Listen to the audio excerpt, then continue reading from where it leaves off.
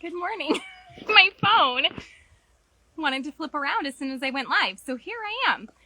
So good morning. I had asked about 2 months ago for you guys to give me questions so that I could do a Q&A and just kind of answer those burning questions that you guys have just about homeschooling, about rabbit trails, about all the things.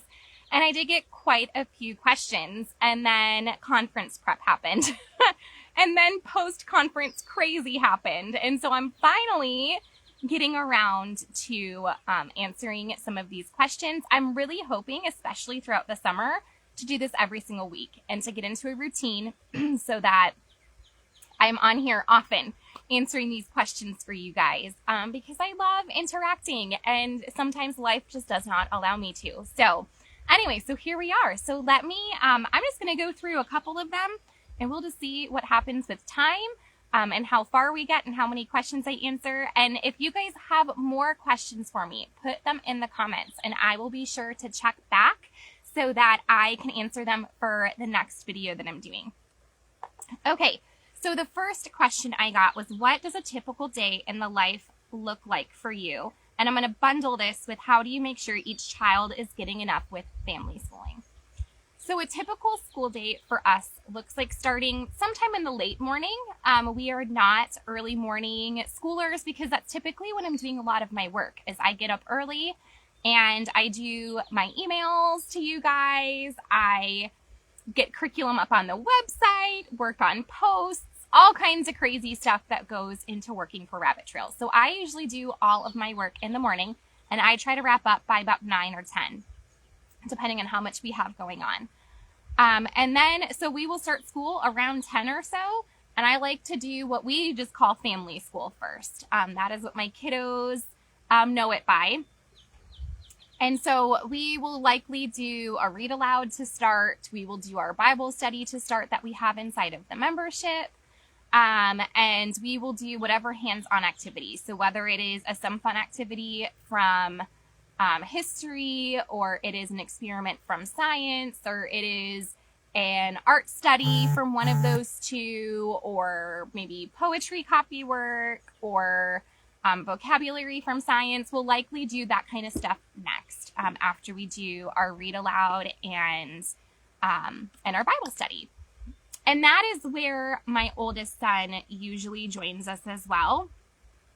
Is he will join us for especially the art studies that go along with history. So I try to line up his history and science with what my little kids are doing.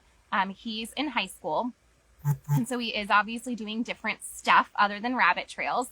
But those history studies, the art studies inside of history still have a lot of value to them. And I feel like that's literally for any age from age 4 to age 84, that there's going to be value in that. And so I have him join us for the art studies and history.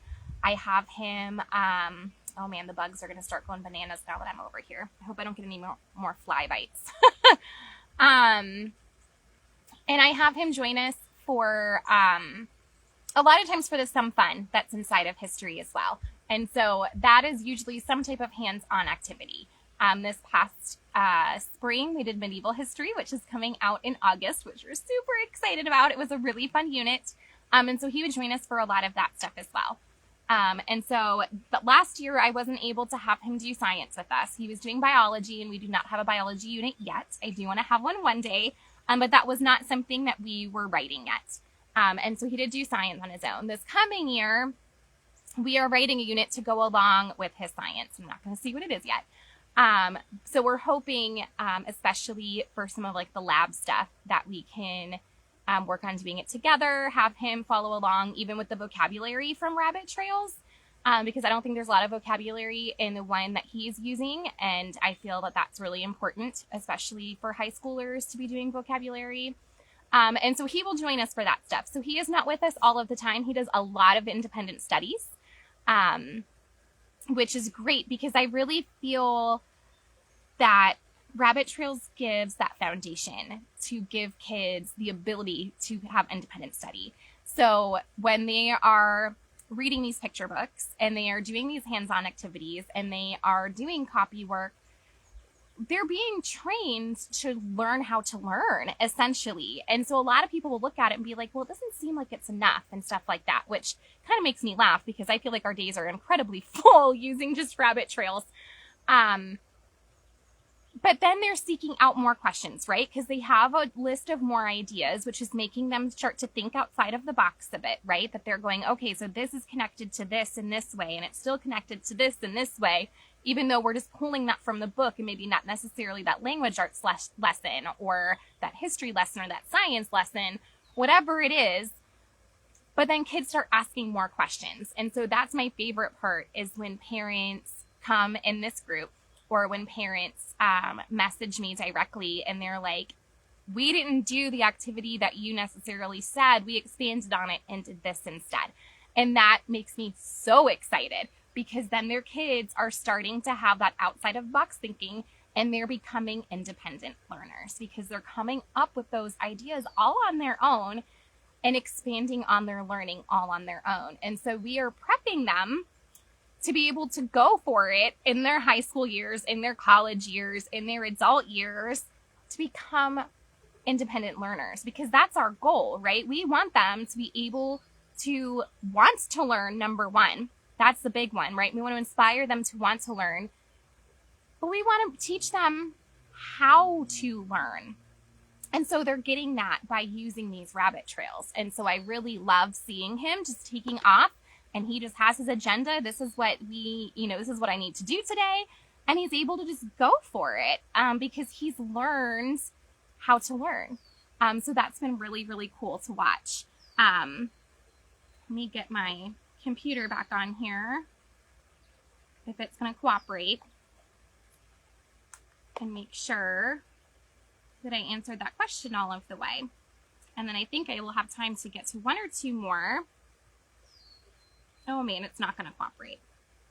So for family schooling for the rest of the kiddos, well, let me touch a little bit on what do we do outside of that family schooling. So my youngest, she was in kindergarten this past year. So we did math outside of family schooling, and we did reading outside of family schooling. And so we really took the opportunity, to just learn those basic phonics and to learn those early sight words and the CVC words and all of that stuff.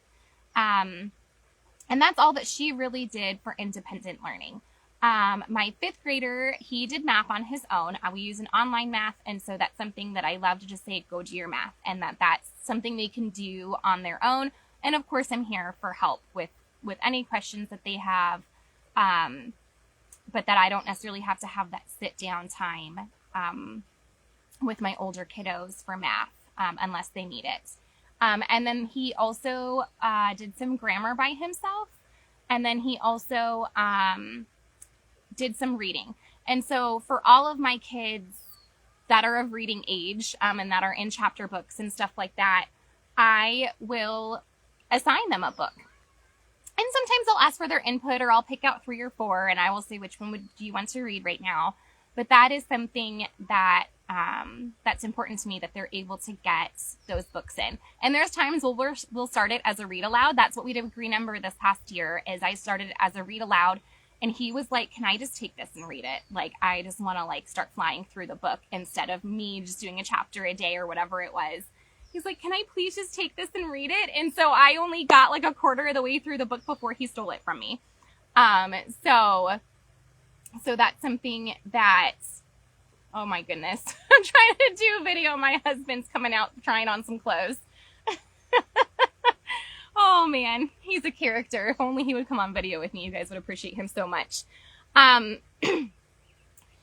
So he will read independently for about 30 minutes every single day. And so that is about all that he's doing independently. So we are doing everything else together or inside of our co-op. So they will do, I usually teach literature at our co-op. And so that's something it's been pretty nice, because they can do those language arts concepts at co-op. And then at home, we can focus on some of the other subjects. And we do the writing membership as well. And so we will do that together. Even my kindergartner was really great to see her come up with stories. And of course, she's not writing herself yet, right? So So it's where she was able to dictate to me, and either I would write it down or we would just have fun just talking about it. And we wouldn't write anything down. And it was just, it's getting that foundation for how to write. And so we're able to still go through the brainstorming, and we're able to still do the activities and learn about these authors and read these amazing books. And that she just has that foundation for how to become a writer, even though she can't really write yet, other than just those copy work type little words that she's learning how to read. And then my 5th grader was also doing that, and he was able to take off with it, right? So we did some essays and stuff this year, and writing multiple paragraphs and all of that he was able to really take off, write short stories that weren't all that short and have multiple pages, and take off with it, and really become confident in his writing, which has been really, really cool to watch, because my oldest 2 boys weren't very confident in their writing. And so this has kind of helped them build that confidence and learn how to brainstorm and all of that. So that's been a lot of fun. So let me see if I can answer one more question. There's actually 2 more that I'll kind of put together, because the one I don't really have much of an answer for. So how do you keep track of all the rabbit trails? So I'm assuming that means the rabbit trails inside of the curriculum. Anna, this was you, so correct me if I'm wrong with that, and expand on that if you want, and I should be able to see your comments if you're still on. So I didn't really keep track of specific rabbit trails. Like if we went off on one, I didn't really keep track of that. There is a place in my planner for rabbit trails. There's like a morning basket page that you can write down stuff, and there's an actual spot for rabbit trails. So that's one way you could keep track of it. Also, we have new journals coming out that when she asked this, they weren't quite announced yet that we were coming out with the journals. And so the new journal pages do have specific places for all of the books that you are reading, that you can write down any rabbit trails. There's lots and lots of opportunities to write down that stuff inside of the journals, for the videos, like all of the stuff, to make sure that you're able to cover whatever your kiddos come up with, reading that stuff and watching those things. So we would just keep a binder before having the journals, and anything we did was just inside that binder. And so that, I guess, was my way of keeping track of the rabbit trails. Unless you meant, how do I keep track of what rabbit trails we do? In which case, I guess I just do it in my head. I don't know. So you'll have to expand on that, and then maybe I can answer it better next time. And do you have a specific school area? Yes and no. So we have had a school room for the past couple of houses. So for those of you who don't know, we are a military family. We just retired in Ohio about a year ago. So we have moved a bunch. And so some houses we've lived in, we did not have a school area, and some houses we did have a school area. Most of the time, our school area just turned into a craft room more than anything. So it would be a place where my daughter is such a crafty crafter. She loves creating pretty much all day. Like usually for her birthday and Christmas, we don't give her toys, we give her craft supplies. And so she kind of takes over that area and uses our school table and whatnot to craft. And so that's most of the time what it's been, and it'll hold her books and all of that, especially, like all of my rabbit trails books that I have now. So, and our basement is kind of our school area now. And so we, have all of our rabbit trails books, all of our chapter books, all of our craft supplies, our table, all of that in the basement. But we tend to typically do school upstairs on our couch, or occasionally upstairs at the kitchen table, especially if we're doing science experiments and stuff like that. But that's just a better location to clean and all of that.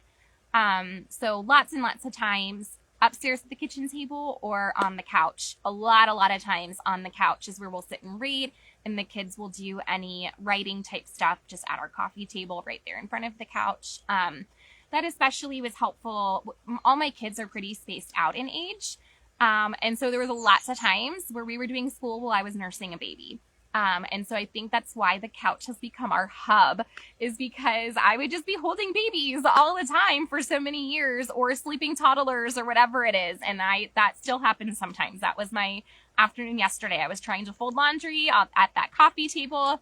my toddler woke up, came out, and finished his nap on top of me. So that's just how life is sometimes. So our couch is kind of our hub, just with all the years of cuddling little ones and all of that. So I think if it'll let me scroll, Anna, I saw you answered me. Okay, so what are you doing? All the curriculum.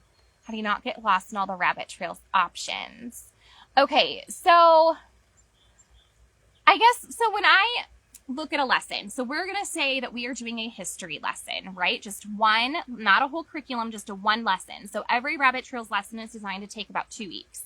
So I will look at that lesson, and I will look at what's happening in our 2 weeks as well. Do we have a super busy 2 weeks coming up, or do we have like a typical, we're going to be home 3 to 4 days out of the week and we have time to really dig into it? But then I'll just see what the topics are. So my kids love the art studies. We usually will look at the poetry as well, and I'll usually read that while they're doing their art drawing or painting or sculpting or whatever it is. So we usually always tackle those two. And then I'll just see what else is happening. Is it something that's attainable for me to do during those 2 weeks, or is it something that we're going to cut out? Is it something my kids would enjoy is the biggest thing, right? If it's something that I'm like, we're not going to do this research because we're already researching something else in another subject right now, then maybe I'll cut that research. But I feel like most of the time, we don't usually read all of the books. We will always hit the main book and then maybe 1 or 2 extras. We don't always hit all the books for the rabbit trails and library list pages. So that cuts out a lot of time. We always watch the YouTube video. They love that part of it. But I feel like we do most of the more ideas that we would still maybe only cut 1, if any, from most of our lessons. So I guess it's just not something that we get lost in. I guess we've just found our groove with it now. So we will typically do history 2 to 3 days a week, and we will typically do science 2 to 3 days a week. And so I will try to alternate those. But then there's days where if we're doing just a read aloud for history and maybe a YouTube video, that we could still do vocabulary for science, because that allows time for that. As opposed to doing a bunch of hands-on activities all at once. And so I won't do stuff in order. I'll kind of bounce around and say, like, maybe we're starting with vocabulary and we're waiting to do the observation and journaling in science. And we're going to hold off on that and start with vocabulary, because that will take less time, so they can do that along with a history topic or something like that. So I'm not afraid to just bounce around inside of those units, and just to make it work for our family. So I guess just don't be afraid to do that, and don't be afraid to cut stuff if you feel like it needs cut. And don't worry about doing all of it. Really go off of what's happening in your life. Do you have a very busy 2 weeks coming up, or is it more relaxed? And are your kids excited about this topic is another big thing, right? That if my kids are like, we just don't really like this one, like we're bored with it, we'll move on. I'll make sure that they get the foundation and that they are getting what I want them to get out of that lesson. And then we can move on if it's something that they're just not jiving with. Because then there's other times where they're loving it and they want to do all the things and find more books and all of that. And so then we're able to take more time for those other lessons as well. So I hope that answers your question. I think I was able to get into it a little bit better. So I'm going to go because these flies are killing me. I loved being outside though, because it's really nice right now and it's supposed to get really hot later. So I wanted to spend some time outside, but I don't want any more fly bites because my body does not agree with them. So if you guys are near Ohio and you guys have deer flies, you understand what a nuisance these guys can be. But I'm hoping to go live again sometime this next week. I have got a lot more questions inside of when I asked you guys back in April that I will try to get to. But if you have any more, put them down in the comments and I will try my best to get to them. And I will see you guys later. Thanks so much and have a great weekend.